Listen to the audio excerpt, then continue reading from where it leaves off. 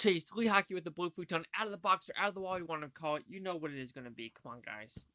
Just look at my thumbnail / look at my playlist. Zoolander number 2, the Magnum edition. So, can I do the Magnum? Let's see.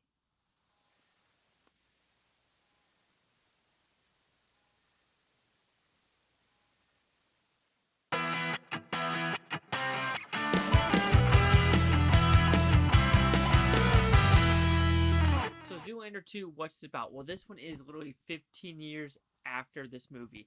And what happens? Too bad the what's it called, guys? The School of Learning and wanting to do other stuff too collapses, kills his wife, and he had a son, but he's just not a good father. So his son goes to Child Protective Services. He goes off in the wilderness. Just is retiring. He's done with modeling, but he gets brought back into this world because he realizes, you know what? I could get my son back? I didn't know that. Thank you, Billy Zane. And then he brings back Owen Wilson. Owen Wilson has these orgy parties, and then Will Ferrell is back as well because she wants revenge, and we have more cast in this movie. So who else do we have in this movie? We have Justin Bieber, we have Benedict Cumberbatch, we have Sting, like I said, Will Ferrell, Milla Jovovich, Tommy Hilfiger, Owen Wilson, Penelope Cruz, Kiefer Sutherland. Who else do we have, guys? Come on, think. I don't know. There's a bunch. Nick Jonas, I'm pretty sure, is in it. Justin Trudeau, which is also one of the first ones. I totally forgot him as well. But this is the sequel to Zoolander. Does it hold up? No. So, like I said in the first review, I watched, I think, Zoolander for the first time. I'm trying to say it because I want to say, like I said before, I think I watched the first one in pieces. So I decided to go see Zoolander 2 in theaters the first time when it first came out, and I didn't like it really. There are some parts here and here, but a lot of it felt forced, and a lot of it was this comedy that I just did not think was funny. One thing that still does not hold up that I did not like the first time was the Penelope Cruz lifeguard swimming from the prison to Italy or to Rome where they're going. I still think that joke still doesn't work at all. I understand what they're trying to go for, but I was just like, it was stupid then, it's stupid now. But is this as harsh as I remember? After watching Zoolander and then Zoolander 2 back to back, I think Zoolander 2 is a better experience. I think with Zoolander 2, people watch the first one and they just remember. They remember that cappuccino scene. They remember some other like memorable one-liners in the first one, and they come into the second one and they realize something's not right. And I can kind of agree with that. Like there's the whole him stopping the throwing star in the first one, that running joke of throwing stuff at its face. That really doesn't work. To me, the funniest joke in this movie deals with him in a car taking selfies in the car flipping. That's my type of humor. Like that ridiculousness of humor, I love that shit. And that shows it in this movie.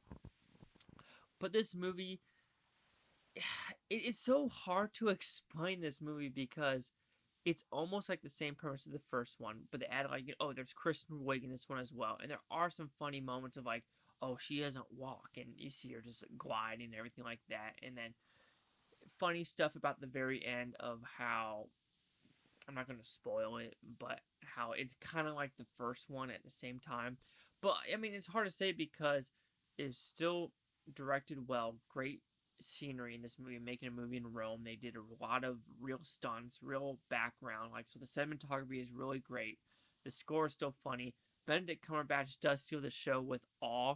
And like I said, with the first one, there's some stuff that, even though this was made in 2016, I feel like a lot of people would be like, that's too offensive.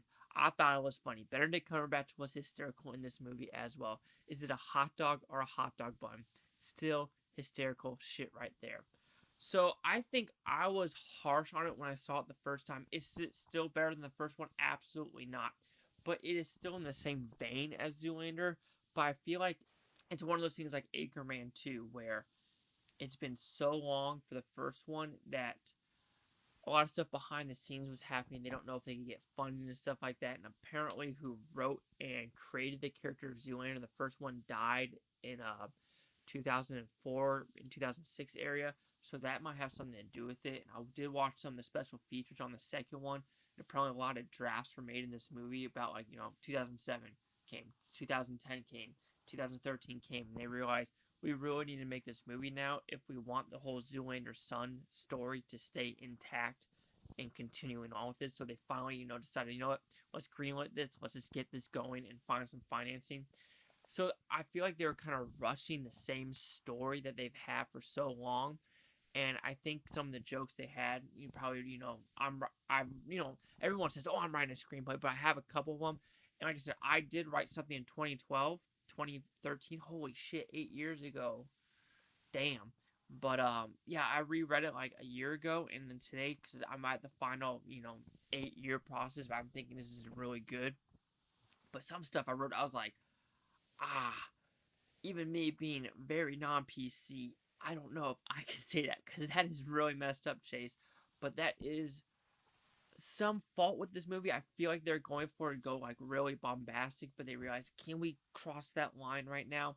And apparently this is unrated.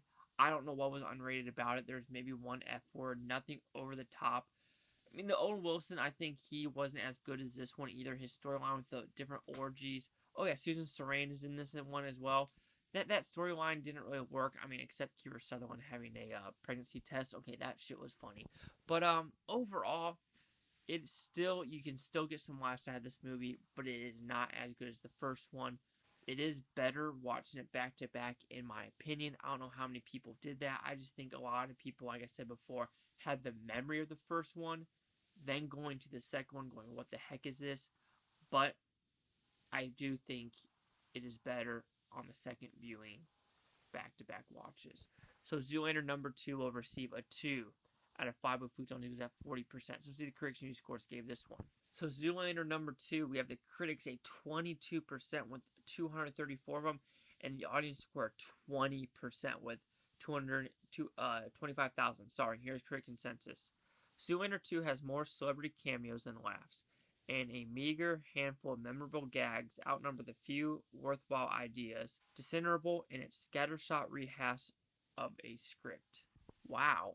I kind of said that without reading it. Like, it's kind of weird. I do not read the critic consensus before doing the reviews. I really do not. I mean, sometimes I see what the reviews are, like the scores, and I read some critics, but I'll never read the critic consensus for this point to see if they agree with what I'm saying. I kind of said that about the script, of how even the special features, it talks about how it just went through so many renditions, and they're just like, we just gotta make it, we just gotta make it, we just gotta make it. So that could be his fault. But anyway, do you agree with my 40% or the 22 or 20? Chase Yuck at the Blue Futon. Like, comment, subscribe. One of the things, Futon Topia, Blue Futonians. Thanks for watching. Have a great day. And you know what? I do need to stop this bomb.